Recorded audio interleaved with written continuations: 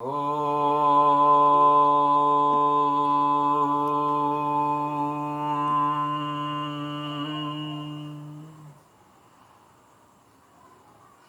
श्रीमद्भगवद्गीता अर्जुन उवाच स्थितप्रज्ञस्य का भाषा समाधिस्थस्य केशव स्थितधीः किं प्रभाषेत किमासीत व्रजेत किम्।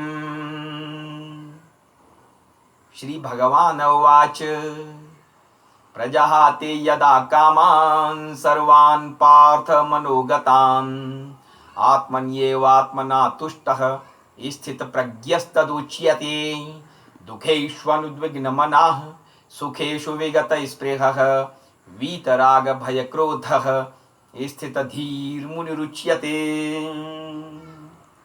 ओम।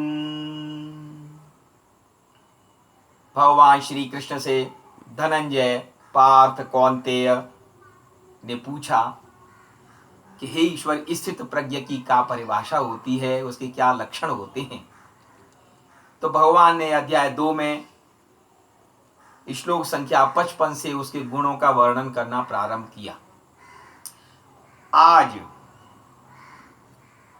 हमारे परम आदरणीय स्वर्गीय भारत के 3 बार प्रधानमंत्री रह चुके भारत रत्न स्वर्गीय श्री अटल बिहारी वाजपेयी जी की द्वितीय पुण्यतिथि है। तो सुबह जब मैंने सुना कि हमारे राष्ट्रपति आदरणीय रामनाथ कोविंद जी ने कहा कि अटल बिहारी वाजपेयी जी, स्वर्गीय अटल बिहारी वाजपेयी जी स्थित प्रज्ञ थे, उनमें स्थित प्रज्ञता के सभी लक्षण परिलक्षित होते थे। तो स्थित प्रज्ञ क्या होता है, तो थोड़ा सा इसमें ही देखते हैं। ये ज्ञानेश्वरी गीता है, संत ज्ञानेश्वर की बहुत ही अच्छी व्याख्या है। तो कहा है संत ज्ञानेश्वर जी ने कि अर्थ किया है कि श्री भगवान उवाच, तो भगवान ने कहा हे अर्जुन सुनो, मन में जो अभिलाषा प्रबल होती है वही आत्म सुख में विघ्न उत्पन्न करती है। जो पुरुष सर्वदा तृप्त है, जिसका अंतःकरण ज्ञान से परिपूर्ण है, जिस काम की संगति विषयों में पतन कराती है, वो काम सर्वथा चला जाता है। जिसका मन आत्म संतोष में ही मग्न रहता है, उस पुरुष को स्थित प्रज्ञ जानो। श्रीमद् भगवद गीता के अध्याय 2 का 55वां श्लोक है। तो स्थित प्रज्ञ इस प्रकार के हमारे अटल बिहारी वाजपेयी जी थे। अटल बिहारी वाजपेयी जी, उनके दर्शन मैंने भी पार्लियामेंट लाइब्रेरी में किए हैं, 2-3 बार किए हैं। बहुत ही अच्छे मस्त मौला मूड के, अच्छे कुछ गुनगुनाते हुए, एक हाथ से धोती का पल्लू पकड़ते हुए और पार्लियामेंट लाइब्रेरी में आए थे। उस समय मेरा भी वार्तालाप हुआ। जैसे ही मैंने कहा नमस्ते साहब, तो उन्होंने मेरी तरफ देखा और देख करके समझ गए कि ये ब्रज भाषा बोलने वाला ब्रज वाले एरिया का ये बालक है। ये बात है 85 से 90 के बीच में। तो क्योंकि वाजपेयी जी के घर में भी, परिवार में भी यह ब्रज भाषा ही बोली जाती थी। उन्होंने पार्लियामेंट में भी कहा है कि मेरे घर में ब्रज भाषा बोली जाती है। और वाजपेयी जी का थोड़ा सा परिचय यही कि इनके जो पितामह जी थे वो थे पंडित श्यामलाल वाजपेयी और उनके सुपुत्र थे पंडित कृष्ण बिहारी वाजपेयी जी। और कृष्ण बिहारी जी के 4 सुपुत्र थे, अवध बिहारी जी, सदा बिहारी जी, प्रेम बिहारी जी और अटल बिहारी जी। ये चारों बिहारी ही थे। बोलिए श्री वृंदावन बिहारी लाल की जय। और अब बात आगे चलती है, राजनीति की चलती है। तो राजनीति में तो ये प्रथम नंबर थे ही भारत रत्न। और इनका जो नेपाली भाषा में, क्योंकि ये कवि महोदय थे, तो नेपाली भाषा में भी इनकी जो 51 कविताएं हैं, मेरी 51 कविताएं, उसका नेपाली भाषा में भी अनुवाद ये हमारे जो परम आदरणीय शिवदत्त ढकाल जी हैं, उन्होंने किया है। शिवदत्त ढकाल जी आपके शास्त्र धर्मों के आचार्य और फलित ज्योतिषाचार्य, एम.ए. नेपाली और परम विद्वान, अनेक पुस्तकों के लेखक संपादक रहे हैं। और उन्होंने जो कुछ लिखा इसी पुस्तक से हम कुछ रसास्वादन लेते हैं। क्योंकि जब उनका एक गीत है वाजपेयी जी का, वो क्या है उसी का इसमें अनुवाद देखेंगे। तो पहले हिंदी में थोड़ा सा रस लीजिए कि गीत नया गाता हूँ, गीत नया गाता हूँ, टूटे हुए तारों से फूटे बासंती स्वर, पत्थर की छाती में उग आया नव अंकुर, झरे सब पीले पात, कोयल की कूकरात, प्राची में अरुणिमा की रेख देख पाता हूँ, गीत नया गाता हूँ।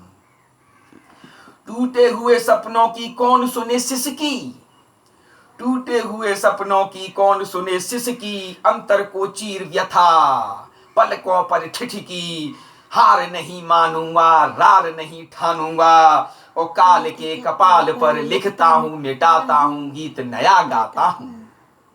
तो ये हिंदी में जो उनकी अमर कालजयी जो कविता है, और उसी का नेपाली में थोड़ा सा रसास्वादन लेते हैं, क्योंकि नेपाली और आपके अपनी हिंदी, ये दोनों देवनागरी में लिखी हुई दोनों सहोदरियां हैं। और बहुत ही अच्छा इनका जो अनुवाद है कि गीत नया गाऊं छू, इसको नेपाली में गीत नया गाऊं छू, टूटे का तारा हरू बाट। अब थोड़ा सा नेपाली हम रंग ले लेते हैं, क्योंकि अब नेपाली में हम गा रहे हैं, गायन कर रहे हैं।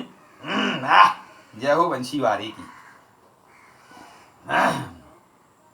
तो गीत नया गाऊं छू, गीत नया गाता हूं, गीत नया गाऊं छू, टूटे का तारा हरू बाट, फूटे का बासंती स्वर, ढूंगा को छाती में उम्रिये का नया अंकुरा, और झरे का सबई पहेला पात, कोयली को कुहू को रात, पूर्व माँ अरुणिमा को रेखा देख रहे कुछ, गीत नया गाऊं छू। खंडित सपना हरू को सुनोस कसले सुसेली, व्यथा पलक हरुमा झुंडिये को अंतर मन लाई चिरी, माँ हार खाने छैना, क्या हार नहीं मानूंगा रार नहीं ठानूंगा, मैं हार खाने छैना, तकरार विरसने छैना, काल को कपाल मात लेखने मिटाउने छु, गीत नया गाऊं छू। काल के कपाल पर लिखता हूं मिटाता हूं, गीत नया गाता हूं। तो काल को कपाल मात लेखने र मिटाउने छु, गीत नया गाऊं छू। तो नेपाली भाषा में ये है, क्योंकि नेपाली और हिंदी में कोई भेद नहीं है, और बड़ा अच्छा बहुत ही सामंजस्य है, एकता है। एक थोड़ा सा और उदाहरण लीजिए, वाजपेयी जी की कविता है दूसरी, नेपाली और हिंदी दोनों एक सी ही लगती हैं, और वो है कविता है मेरी 51 कविताओं में है, कौरव कौन पांडव कौन। मूल है हिंदी में कौरव कौन पांडव कौन, टेढ़ा सवाल है, और नेपाली में कौरव को पांडव बांगो सवाल छ। दोनों हिंदी, दोनों ओर शकुनी का फैला कूट जाल है, नेपाली दुबे तरफ शकुनी को फैलिए को कूट जाल छ।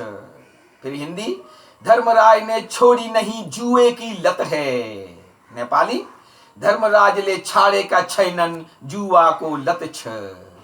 हिंदी, हर पंचायत में पांचाली अपमानित है, नेपाली हर एक पंचायत में पांचाली अपमानित छन। हिंदी, बिना कृष्ण के आज महाभारत होना है, और कोई राजा बने रंक को तो रोना है, नेपाली में बिना कृष्ण को आज महाभारत हुंदे छ, कोई राजा बनून गरीब लाई तो रुनु छ। तो इस प्रकार से नेपाली और नेपाल में हमारे अटल बिहारी वाजपेयी जी अत्यंत ही लोकप्रिय थे। यहाँ पर कई बार आए हैं, सेंट्रल स्कूल का उद्घाटन भी 16 जुलाई 1977 को उन्होंने हमारे केंद्रीय विद्यालय का उद्घाटन यहाँ पर किया था। वो अनुवादक के बारे में 2 शब्द हैं कि उनका परिचय क्या है, कि नेपाली रूपांतरणकार पंडित शिवदत्त जी को जन्म भय को थियो बागलुंग काठमांडू में, बागलुंग को गलकोट में।